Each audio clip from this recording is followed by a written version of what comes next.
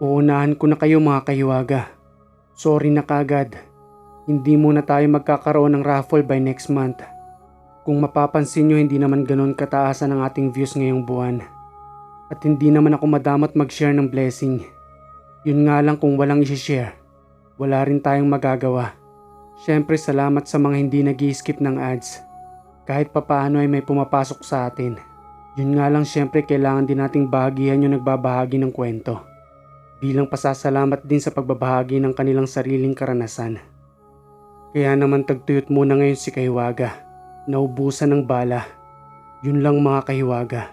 Wala nang patumpik-tumpik pa. Simulan na natin ang part 6 ng Pulang Libreta. Nagkaroon ng kalmot ang likod ko, kuya. Dahil sa pagiging istrikto ng tatay ni Christine. Noong unang araw nga na pagpunta ko sa kanilang tahanan. Nang ipinakilala ako ni Christine na kanyang nobyo. Natakot nga ako nung una. Biruin mo ba naman, kuya, kumuha siya ng palakul. Ang akala ko nga ay kakatahi na ako roon. Napakatahimik pa naman ang lugar. At madilim sa loob ng tahanan nila. Nanggagaling lamang ang liwanag sa may pintuan kapag nakabukas. Kaya nga kapag isinarado mo ito, wala ka na talagang makitang liwanag sa loob. Maliban na lamang sa lampara at kandilang nakasindi. Kaya dahan-dahang lumapit sa akin ang kanyang itay. Habang hawak-hawak naman ito ang kanyang palakul. Bigla niya yung inabot sa akin. Nagulat pa nga ako sa pagkakaabot nito dahil para siyang galit. At sinabi nga nitong lumabas raw muna ako ng tahanan at sibakin ko raw yung mga kahoy na nanduroon. Kaya naman syempre nagpasiklab rin ako. Kagad ko namang sinibak ang mga kahoy sa labas ng tahanan. May nakita pa nga akong isang matandang babae roon. Medyo may pagkakuba na ito. Pero nananatili pa rin siyang naninigarilyo. Napadaan lang naman yon sa labas ng bakod ng tahanan. Pero ang napapansin ko sa kanya, humahabol siya ng tingin sa akin, halos mabali na ang kanyang leeg. Kaya naman ipinagpatuloy ko lang ang pagsibak ng kahoy. At maya-maya nga ay lumabas si Christine. May daladala itong sandong puti na ipinasuot nga nito sa akin. Para hindi raw mabasa ng pawis ang damit ko. Alam mo kuya, yung sandong puti na manipis. Nalabas yung likod. Napress ko siya sa katawan. Sando pa yata yun ang kanyang itay. May kakaibang amoy nga lang yun na medyo malangsa. Kaya naman sinuot ko pa rin para hindi mabasa ng pawis ang damit ko. At nang matapos ko ngang masibak ang mga kahoy roon, hindi ko napansin na nasa likod ko na pala ang itay ni Christine. At bigla nga ako nitong tinapik sa aking likuran. Kung saan labas ang aking balat sa likod na hindi naman natatakpan ng sandong ipinasuot sa akin ni Christine. Sabay nagwika sa akin na alagaan ko raw umano ang kanyang anak.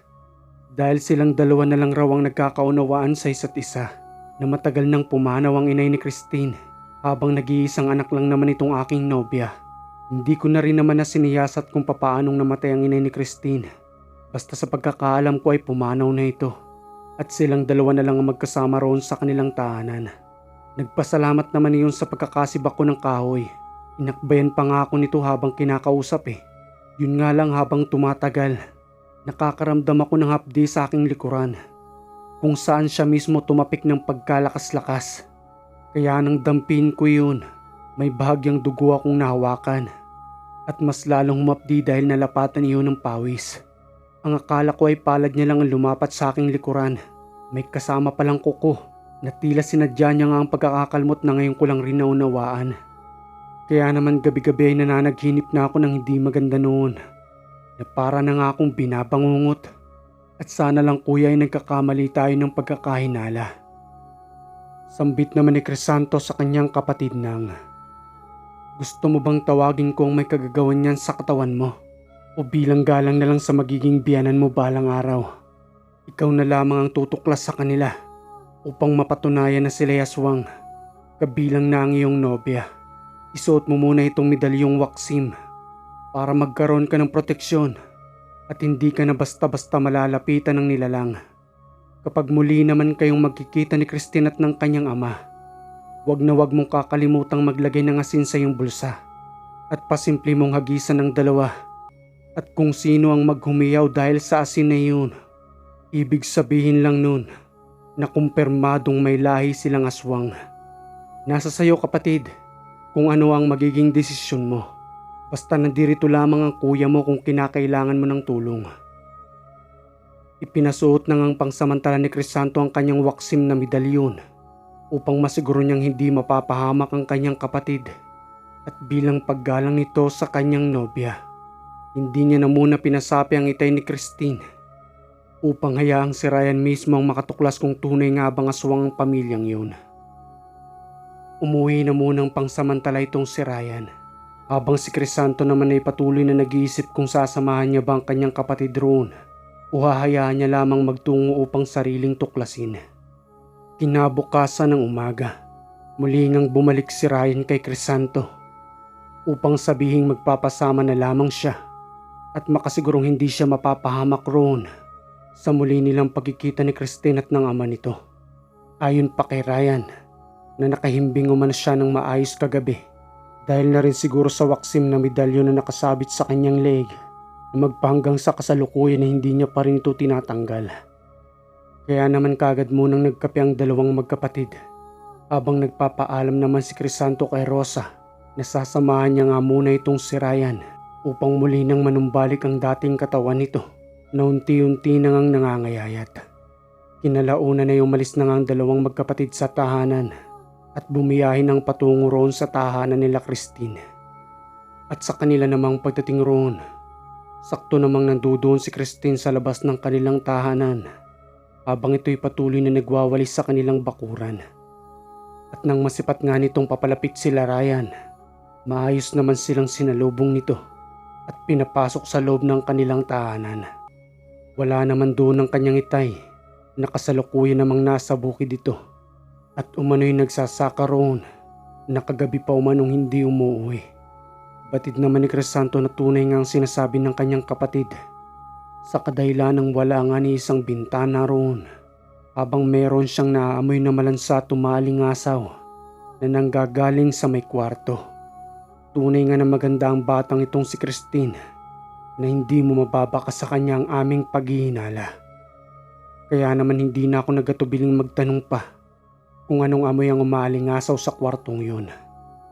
Wika naman ni Christine na kahit siya mismo ay hindi niya alam kung ano yun, na matagal niya na rin itinatanong sa kanyang itay sa kadahilan ng pinagbabawalan siyang pumasok roon na kahit anong mangyari umano ay wag na wag niyang bubuksan hanggat hindi niya sinasabi. Kaya naman hindi na pinakialaman ng dalawang magkapatid sa kadahilan ng meron palang pamilin sa kanyang itay. Kaya nananatiling nakakandado ang kwartong yun na nasa kanyang itay lamang ang susi. Kaya sininyasan na lamang ni Crisanto itong si Ryan upang bahagyang wisikan ng asin at matingnan nila kung anong magiging reaksyon nito. Kagad naman yung pasimpleng ginawa ni Ryan. Subalit ni kahit na isang reaksyon ay wala silang nakita sa dalaga na ikinatuwa naman ni Ryan. Kaya posibleng ang itay nga lang nito ang merong itinatagong lihim sa kanya na magpanggang sa ngayon na hindi niya pa rin alam. Maya-maya pa ay mayroong nasipat na babae itong si Crisanto, nakahawig ng dalaga, na sa kanyang pagkakawari ay nanay niya ito, na sinasabing matagal nang namayapa.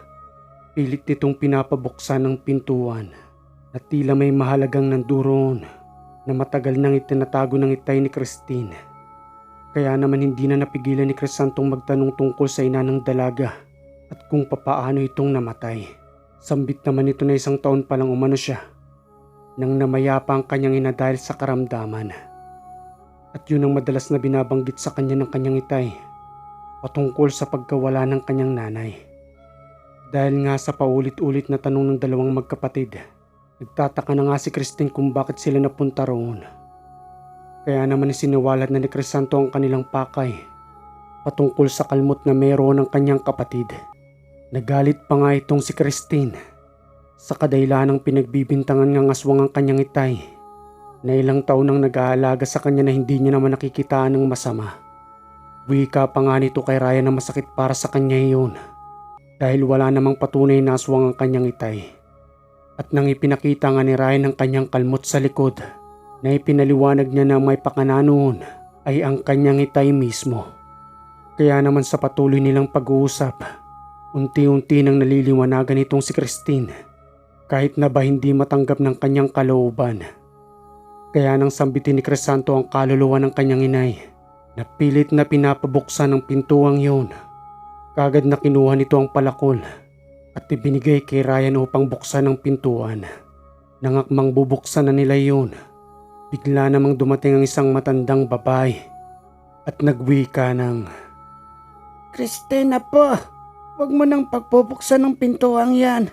Ipinagbabawal yan ng iyong itay." Kagad namang natigilan itong si Ryan.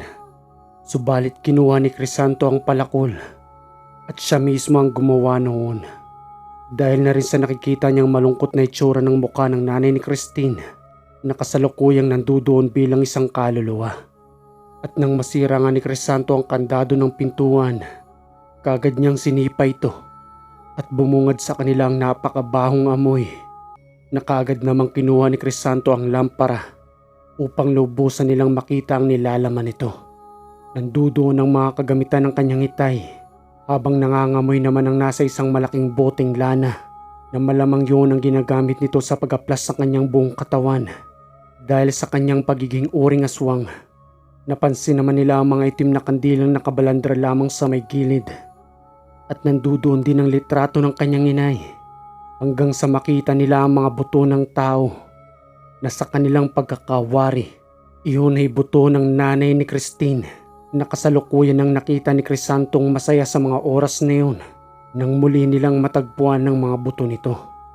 Kaya pala umaalingasaw ang amoy sa kwartong yun dahil sa isang malansang lana na madalas nilang ginagamit kapag sila'y nagpapalit anyo bilang isang nasa lahing aswang. Kaya naman sa muli nilang paglabas sa tahanang iyon, hindi mapigilang lumuha ng dalagang si Christine na matagal ng panahon palang itinatago sa kanya ng kanyang itay na nandoon lamang ang labi ng kanyang nanay. At sa muli naman nilang pagsipat sa matanda sa may pintuan, wala na ito roon. Kaya patuloy na lamang nilang hinintay ang itay ni Christine sa pagbabaka sakaling umuwi ito sa araw na iyon. Samantalang inabot na lamang sila ng hapon, hindi pa rin nakakabalik ang kanyang itay na tila nasabihan na ng matandang nasa may pintuan kanina na nalaman na ng kanyang anak ang tunay nitong itinatago. Sambit pa ni Christina ang matandang iyon ay ang nanay ng kanyang itay na magpahanggang sa ngayon ay malakas pa rin na tila walang kamatayan. Wika pa ng nananatiling kaluluwa na nangungusap kay Crisanto na kung maaari ilibing ng maayos ang kanyang mga buto sa lupa upang lubusan na siyang manahimik. Dahil umano sa pagkakapas lang ng lola ni Christine sa kanya, gayon na rin ang kanyang asawang aswang. Kaya pinagdesisyon ni Crisanto ang nobya ni Ryan kung papayag umano siyang ulihin ang kanyang itay sa pamamagitan ng katawan ni Ryan dahil ito ang katawan na kanyang ginagambala. Sumang-ayon naman ito para ito'y kanyang makausap. Kaya naman isinagawa ng dalawang magkapatid ang lubusang paghuli rito sa loob mismo ng kanilang tahanan. Maya-maya pa ay nagbago ang tinig ni Ryan at nagsalita ng, "Anak, patawarin mo ko. Nagawa ko lang naman sa inay mo yun. Dahil nang malaman niya ang tunay kong katauhan, pilit ka na niyang ilalayo sa akin. Kaya naman ang inay na ang gumawa ng paraan. Sinunggaban niya ang nanay mo hanggang sa hindi ko na rin napigilan ang sarili ko. Tinuluyan ko na siyang paslangin. At ang mga nagiging nobyo mo, ako mismo ang gumagambala sa kanila. Sana anak ay mapatawad mo ko. Ginagawa ko lang yun dahil mahal kita at ayaw kong mapalayo ka sa akin." Ikinagulat naman ni Christine ang mga sinabi nito habang nakasanib yun sa katawan ni Ryan. Kaya naman ang mapatunayan nila yun, hindi maiwasan ang sama ng loob ng dalaga. Dahil sa nalaman niyang pagpaslang sa kanyang inay na pinaniwala siyang pumanaw ito dahil sa karamdaman.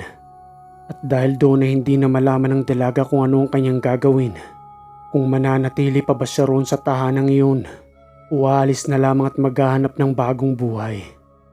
Kaya naman pinasapi rin ni Crisanto ang matanda sa kadahilanang pareho silang salarin sa pagkamatay ng nanay ni Christine.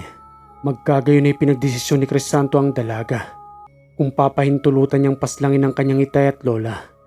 Dahil nga sa nakakaramdam pa rin ito ng awa. Bilang kanyang itay at lola, hindi niya ipinahintulot na paslangin iyon. Bagkus ay pinasakitan lamang ang dalawa at pilit na tinanggalan ng kakayanan upang hindi na makapanggambala sa lugar. Matapos ay pinalaya rin dahil na rin sa kagustuhan ng dalaga. Kagad nilang nilagyan ng asin ang loob ng tahanan, gayon na rin ang paligid nito. At naganap sila ng lupang maayos na paglilibingan ng buto ng kanyang inay. At nang mailibing nga nila yun, ipinagdasal ni Crisanto ang muling paglaya ng kaluluwa nito na nagkaroon na ng pagkakataon upang makakyat sa kaliwanagan. Nagdesisyon naman si Ryan na isama na lamang itong si Christine upang doon na manatili sa kanilang tahanan. Kaya naman tinulungan niyang kunin ang lahat ng mga gamit nito. At muli na nga nilang binaktas ang daan papauwi kahit na nga madilim na sa oras na iyon. Makalipas ang ilang oras, mapayapa naman silang nakauwi sa kanilang tahanan. Hindi naman maiwasang magulat ang mga magulang ni Ryan. Dahil nga sa biglaang pagdadala ng babae nito sa kanilang tahanan, na si Crisanto naman ang namagitan upang ipaliwanag ang lahat. Kaya naman ang maunawaan na iyon, maluwag naman nilang tinanggap si Christine doon at itinuring na rin nilang kabilang sa kanilang pamilya. Kaya naman sa edad ni Ryan na 23, na madalas naman naming kinukot siya, ngayon tuloy ay maaga itong nakapag-asawa. Inagapan namang gamutin ni Crisanto itong si Christine sa kadahilanang nasa dugo niya pa rin ang lahi ng aswang upang lubusan ng mawala ang sumpa sa kanila at tuluyan ang matigil ang panggagambala ng kanyang itay. Makalipas lamang ang ilang mga buwan, nanumbalik na rin sa maayos ang katawan ni Ryan na bumalik na sa pagiging pusugan na bilugang braso at hita nito. Kaya nga hindi ko na ito kinukot siya patungkol sa babae dahil tunay ngang maganda itong si Christine. Dumating naman ang araw na merong naghahanap sa kanilang tahanan. Nanggaling pa umano yun sa kabilang purok na hinahanap nga itong si Crisanto. Habang buhat-buhat naman ito ng kanyang dalawang anak na lalaki at nagwiwika ng, "Magandang umaga ho sa inyo. Ito ho ba ang tahanan ni Crisanto?" Wika naman ni Crisanto dahil siya mismo ang napagtanungan. "Oo, ito nga Ginoo. At ako nga pala si Crisanto na hinahanap nyo. Ano ho ba ang sa atin?" "Mabuti naman ho at nandyan kayo. Ipapagamot lang ho namin itong aming itay. Matagal niya na hong iniindang sakit ng kanyang tiyan. Ang sabi ho ng iba ay nalason. Wala naman ho kaming salapi para dalhin sa ospital. Kaya nagbaka sakali ho kami sa inyo. Kung maaari lang ho sana na magamot ninyong itay. Halika kayo sa loob ng tahanan at pumasok kayo. Susubukan nating tanggalin ang lason sa kanyang katawan." Kagad ngang pumasok ang tatlo habang nananatili pa rin nilang buhat-buhat ang kanilang itay. Nakasalukuyan pa rin namimilipit dahil sa sakit ng tiyan, habang may tela namang nakatali sa may bewang nito na may mga nakalagay na tapal ng dahon ng bayabas. Gayon na rin ang dinikdik na dilaw ng luya na ginagamit nilang pangsamantalang lunas upang mawala ng bahagya ang nararamdamang sakit nito.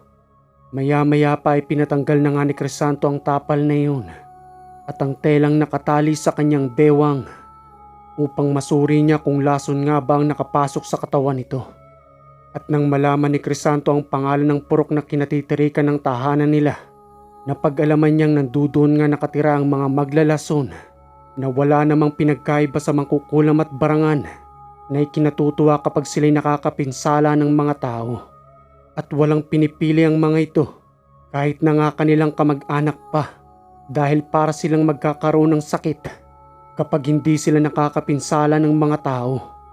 Pasimple lang nilang ipinipitik ang lason sa pagkain na madalas nga nila itong ginagawa.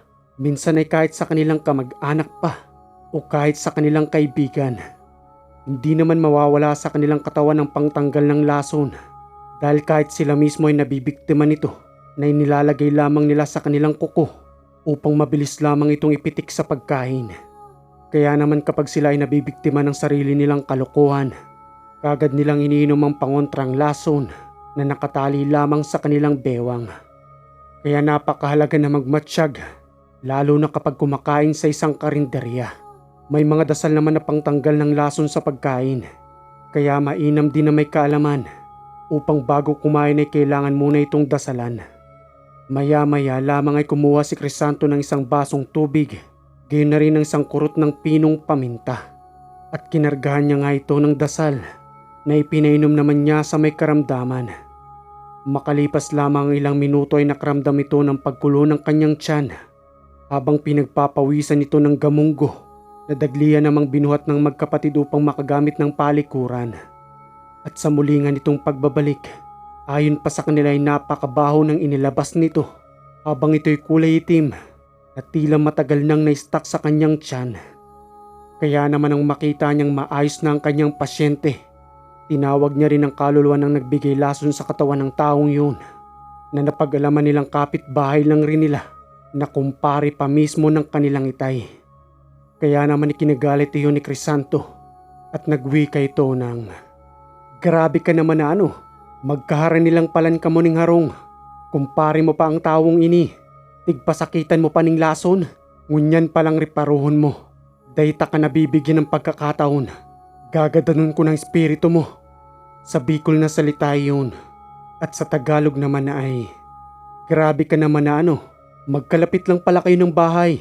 At kumpare mo pa ang taong ito. Pinasakitan mo pa ng lason. Ngayon palang tandaan mo hindi na kita pagbibigyan ng pagkakataon.